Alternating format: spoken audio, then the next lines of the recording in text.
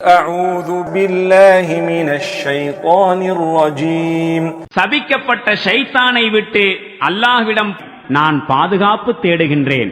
وما كان المؤمنون لينفروا كافة فلولا نفر من كل فرقة منهم طائفة ليتفقهوا في الدين ولينذروا قومهم إذا رجعوا إليهم لعلهم يحذرون. மேலும் இறை நம்பிக்கை கொண்டவர்கள் அனைவருமே புறப்பட வேண்டும் என்பது தேவையில்லை.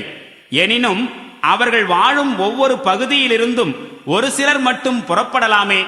எதற்காகவெனில் மார்க்க அறிவை அவர்கள் பெற்றுக்கொண்டு தம் சமுதாயத்தாரிடம் திரும்பி வந்து அவர்களை எச்சரிக்கை செய்ய வேண்டும் என்பதற்காக. இதன் வாயிலாக இஸ்லாத்திற்கு மாற்றமான போக்கை அவர்கள் தவிர்த்து கொள்ளக்கூடும்.